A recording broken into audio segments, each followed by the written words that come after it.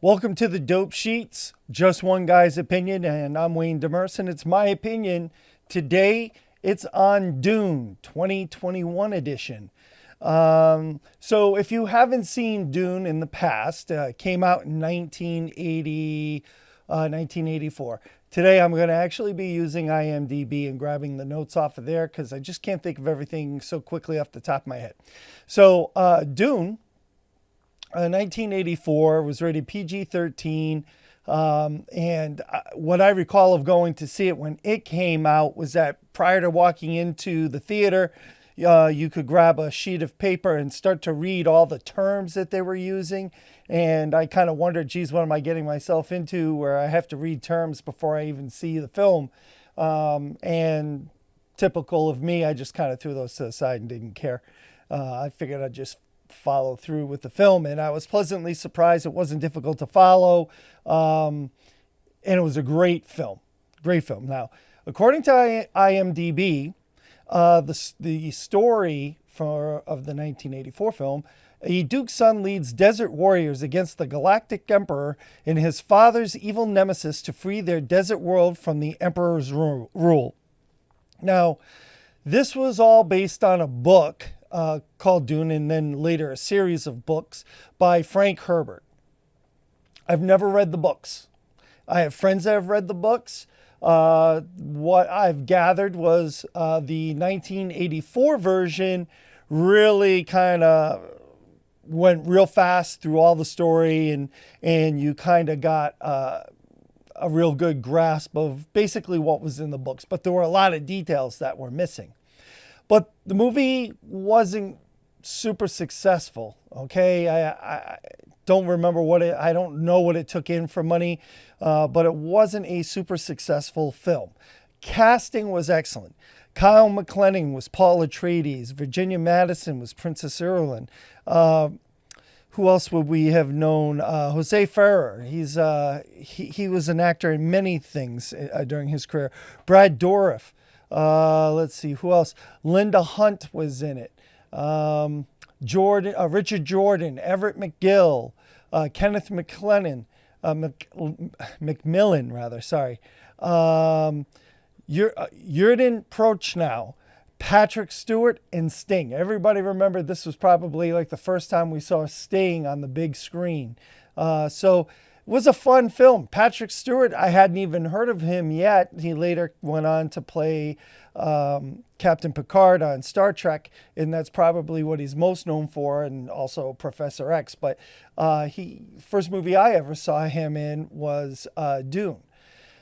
I enjoyed the film. I enjoyed the story, and as a matter of fact, I think I might even still own a copy on VHS. Didn't ever think it would get remade. Here we are in 2021, and the movie is now out. Runs 2 hours and 35 minutes. It's rated PG-13. It's rated PG-13 for the violence. And the story that you get on IMDb is feature adaptation of Frank Herbert's science fiction novel about the son of a noble family entrusted with the protection of the most valuable asset and most vital element in the galaxy, which is a spice. So this will be a non-spoiler review, but I do want to kind of give you an idea of what you're getting into when you go see it. I saw it tonight on IMDb.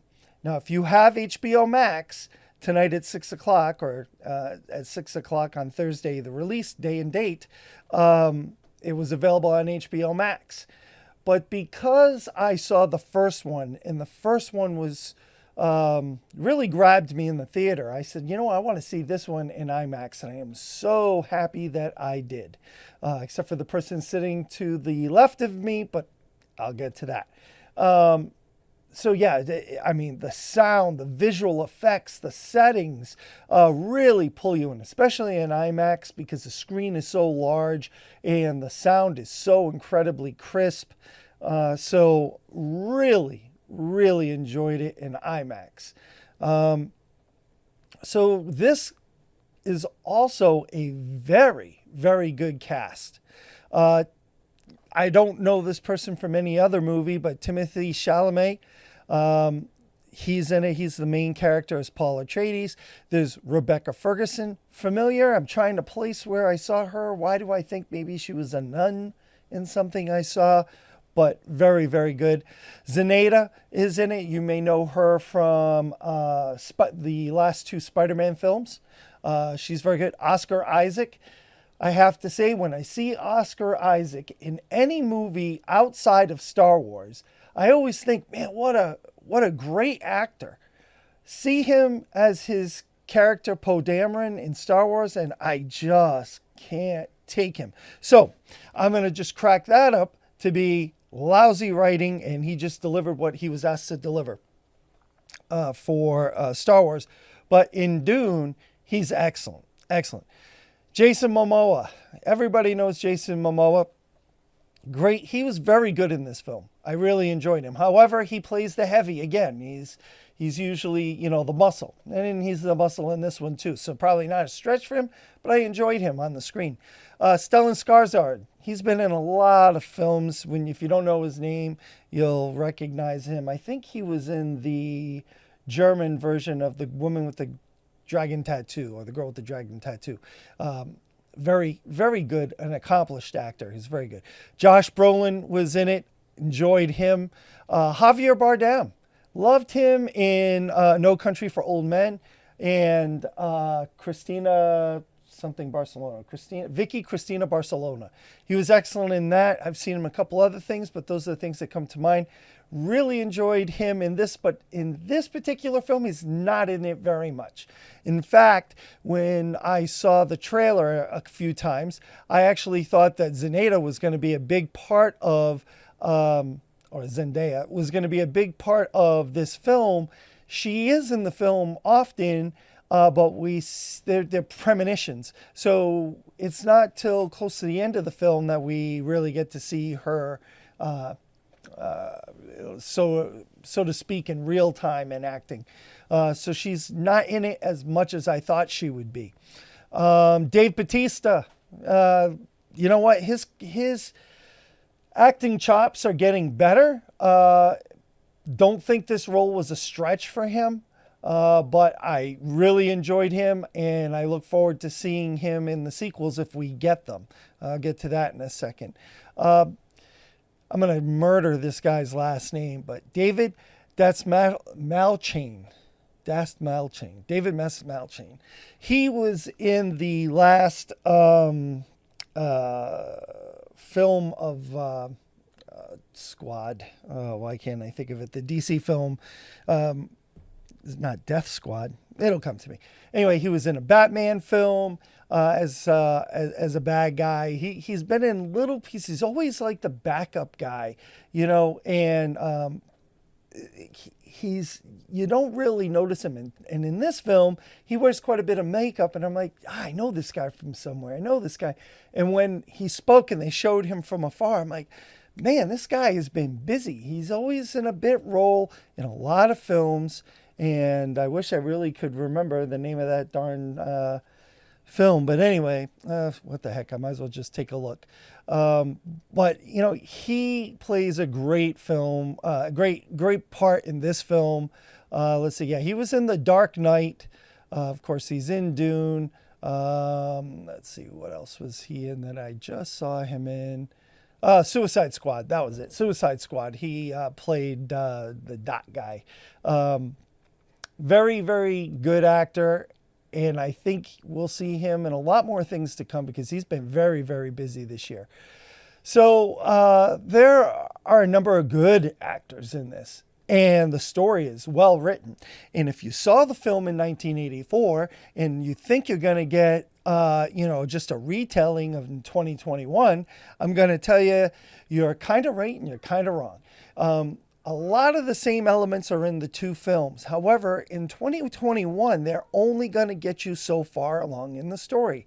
That's because in 2021's version, the version that's out now, you're getting a much more true to the book story. Again, I didn't read the books, but every person that I know that's read the book, and even people I talked to after I saw the film tonight, told me that, yeah, the books, it's more true to the books than the original one was. And they really enjoyed the film. So, again, the film is stunning visually, very well written, a lot more story. There's a lot more backstory that's kind of going into the main characters. And what I'm gathering, that you do get to learn a little bit more about the relationship between Paul Atreides and his mother, Lady Jessica Atreides. So we're starting to see a little bit more with that. Anybody who knows the worm was like a big character in the first film, both figuratively and literally, and we get that again in this film as well. Slightly different visual effect on the worm, but impactful nonetheless. Really enjoyed seeing that. The movie, haven't seen both. I think that helped me because I knew where they were going with the story. And in this version, I think if you don't understand or you don't grasp the concept of spice and what spice means to the universe, because they use it for space travel, it can kind of get lost, the importance of it. You know that they're there to earn spice, and that's how people make their money, and what worlds or what families are wealthy because of it. But the story goes on, and we find out that somebody's betrayed, and again, this is nothing that's spoilers. You can clearly see that in the trailer. But what did surprise me is where we stopped in the movie. Because although the movie is 2 hours and 35 minutes long, I had wished it had been another 20 minutes longer, only because I knew where we were headed. And I wanted to see a little bit more of the world that we were about to get into. But that's okay, because where they end the film is a good spot for where we should be able to pick up in the next one.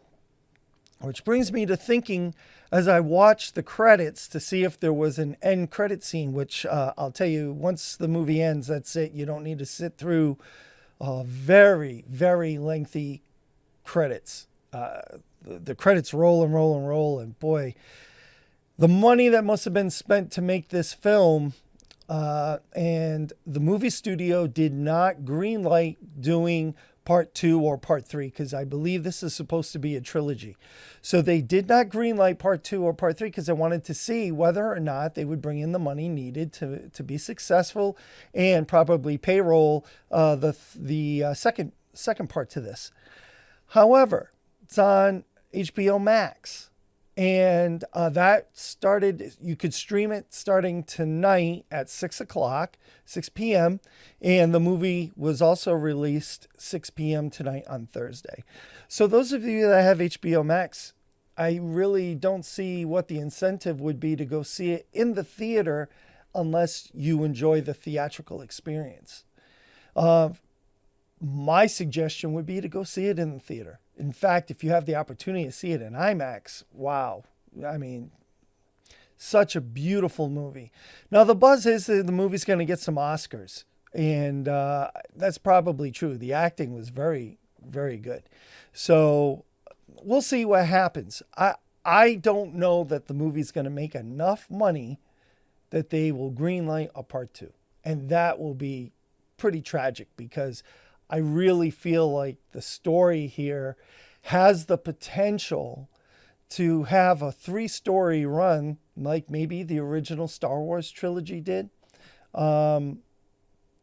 Just because the writing is so well done, I felt.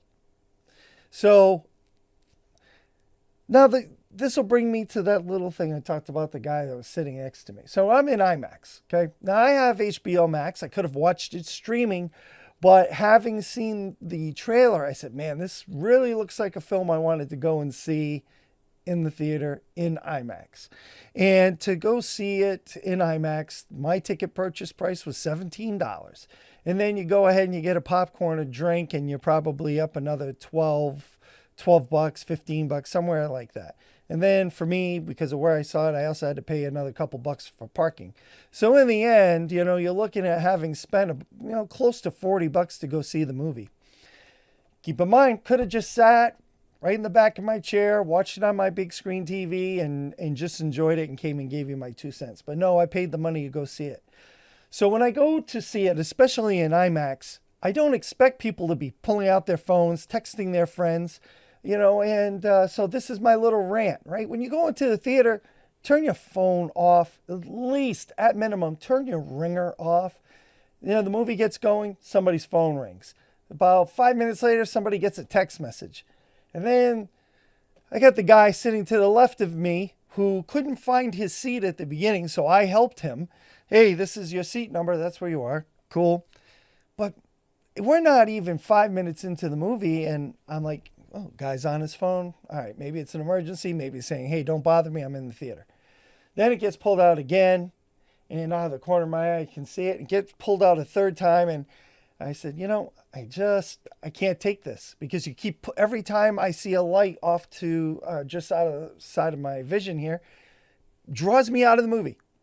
So if you're watching this, don't be one of those people who does that, because if I'm sitting close to you, I have definitely been known to bring attention to it. And I did again tonight, where I just threw the arm up that was between our seats, and I slid over to the seat beside me, and I just said, you know what? I'd really appreciate it if you don't ever pull out that phone again.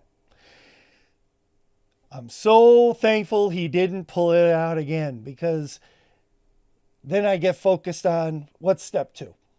Well, I've been very, very lucky every time. I've never had a step 2, but you never know when that time is going to happen.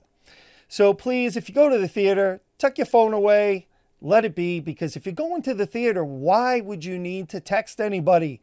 Let it go for 2 hours. Okay, think of maybe you're so young that you don't remember a time where you didn't have a cell phone, but I can remember when I didn't have a cell phone, and going to the theater was just a way to escape for a couple of hours. Just throw yourself into the story and enjoy the story. Today, I don't think we do that nearly enough, and I certainly don't want to make a mistake in how I react to somebody on their phone. So, man, that drives me nuts when people do that.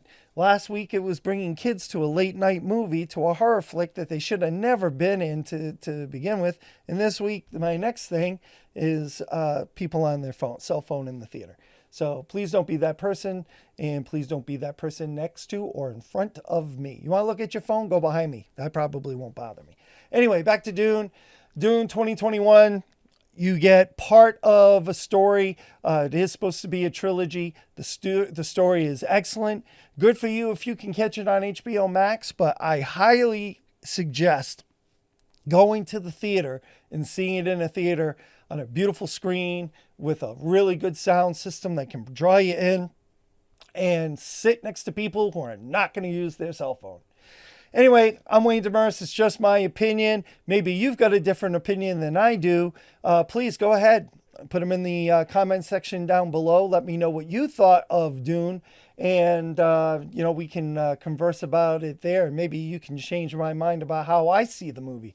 But this one I thought was well worth the $17 I went to see. Make sure you get a tall drink, because the movie is 2 hours and 35 minutes. And as I said, I wish it had been a little bit longer. Hope you go and check this one out, and I look forward to reading your comments in the section below. I'll catch you again soon.